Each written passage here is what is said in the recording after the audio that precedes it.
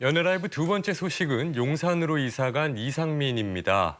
18년 만에 69억 원의 빚을 청산한 이상민 씨가 새로 이사한 용산 집의 월세가 공개되자 대중들의 시선이 극명하게 엇갈리고 있습니다. 네, 용산으로 이사했다. 근데 그게 본인 집은 아니다.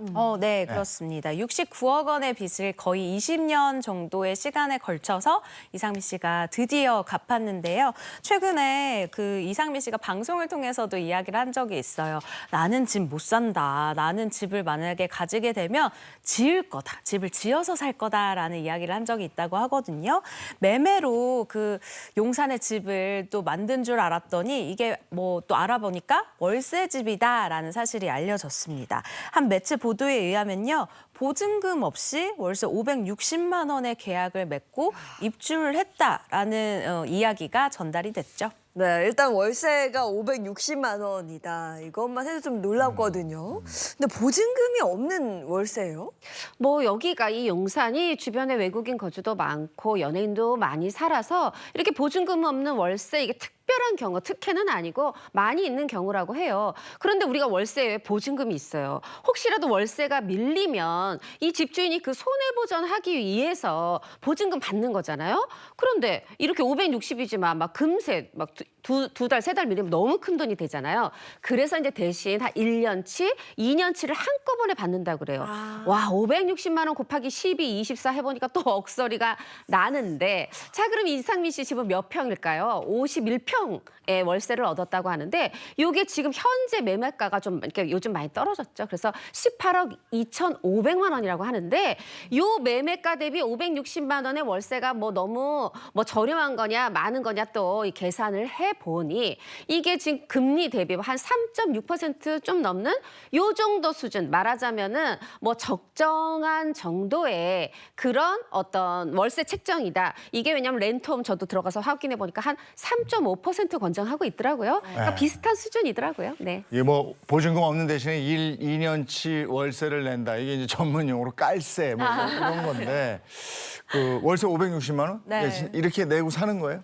일단 이 최측근의 말에 따르면 아마 아닐 것이다라는 이 입장을 조심스럽게 냈습니다. 월세는 일단 맞다고 해요. 월세는 맞는데 무보증금인지는 내가 잘 모르겠다. 근데 아마 월세 560은 아닐 거다. 보증금의 월세를 맞춰서 들어갔을 것이다라고 조심스럽게 입장을 전했거든요. 근데 저도 여기에 약간 한 표를 던지는 게 이상민 씨가 전에도 용산 집에 살 때 네. 이 지인 집에 2분의 1 하우스 뭐 이래가지고 집을 또 나눠서 또 그 네. 안에 들어간 적이 있어요. 사실 이번에도 아마 보증금 부분이라던가 굉장히 좀 합리적으로 계산한 부분이 있지 않을까라는 생각이 듭니다. 네, 근데 보증금이나 월세를 가지고 뭔가 이상민 씨를 비난하는 건 뭐 보시는 시각에 따라 다르겠지만 좀 가혹할 수도 있겠는데요.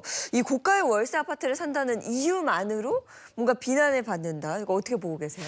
사실 저는 이렇게 생각해요. 560만 원 너무 커서 뭐 웬만한 사람들 한 달 월급 그럼요. 이상, 생활비 이상이다 보니까 근데 그냥 사는 데다 그 돈을 써? 물론 상대적 박탈감 느끼시는 것도 또 이해가 되는데 한편으로 생각해보면 18년 동안 궁상 떨면서 빚 다 갚았어요. 근데 이제는 너 잘했다 하면서 좀 본인한테 선물을 준 게 아닌가 저는 이런 생각도 해보고요. 이제 무엇보다 이 2016년에 이런 얘기 한 적이 있어요. 내가 이거 빚 갚는 데 있어서 내가 열심히 살아야지 우울한 생각을 하지 않는다. 그러니까 우울할 수 있거든요. 그리고 또 채권자분들한테 열심히 사는 모습 보여야 한다 이렇게 얘기를 했는데 사실 저는 뭐 이거는 본인의 다짐이라 치고 조금 그래도 이상민 씨가 박수 받을 부분도 있다고 생각을 하는 게 뭐냐면은 이 빚이 사실은 이게 법인 자금에 따른 이게 채권 금액이었거든요. 이 69억 원이. 그러니까 말하자면은 뭐 법인을 아예 없앤다든가 아니면은 법인 파산, 개인 파산 뭐 이런 거 신청해서 법적 도움으로 금액을 감면하거나 좀 이런 방법이 있었지만 그래도 연예인이다. 나 이상민이다 하면서 열심히 다 갚았다는 거. 칭찬할 건 또 우리가 칭찬해야 됩니다. 어쨌든 18년 동안 쉼 없이 방송 활동을 꾸준히 해오고 있어요. 그게 일이니까. 네. 그런데 방송 쪽에 종사하는 분들은 알겠지만 방송을 하고 싶어도 못하는 경우가 상당히 많아요. 그렇죠. 근데 이렇게 꾸준히 할 수 있었던 원동력은 뭐예요? 일단 유일한 취미가 이 신발과 옷 수집인 이상민 씨가요. 한 방송에서 신발은 내가 방송을 굉장히 열심히 할 수 있는 유일한 원동력이다라고 밝히기도 했습니다. 제가 실제로 이상민 씨랑 방송을 같이 해봤더니요. 이상민 씨가 이 신발 그리고 옷을 살아가는 그 원동력으로 정말 생각을 한다라고 제가 느낀 게 일단 스타일리스트 비용 아끼고요. 샵 가는 비용을 아껴요. 그래서 헤어도 본인이 스스로 하고 메이크업도 스스로 하는데 그래서 한 번은 녹화장에 왔는데 얼굴이요. 저보다 더 하얀 거예요.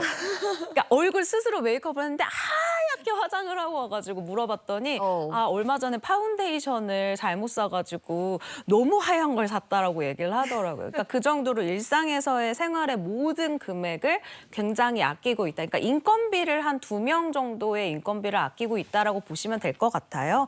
그리고 이 신발과 옷 같은 경우에는 그럼 이거 사면은 압수되는 거 아니야? 이렇게 생각하시는 분들이 있으실 것 같은데 신발과 옷 같은 경우에는 이 압수 품목에 들어가지 않는다고 합니다. 네, 제가 한 방송을 통해서 봤었는데요. 이상민 씨가 모은 그 신발 굉장하더라고요. 정말 네. 깜짝 놀랐습니다. 굉장하죠. 2018년에 220켤레라고 했는데 3년 지나서 400켤레더라고요. 그러면 3년 동안 180켤레가 늘었어요.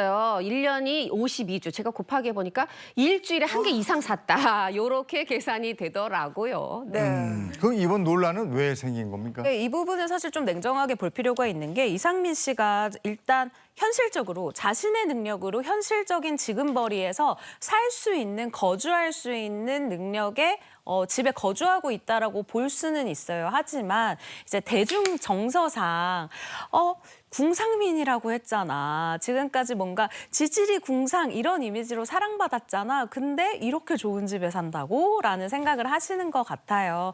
이제 빚을 다 갚았으니 이상민 씨 아마도 예능 프로그램에서 새로운 이제 빚을 다 갚아 나가고 새싹으로서 뭔가 새로운 예능 캐릭터가 필요하지 않을까라는 생각이 드는 시점입니다.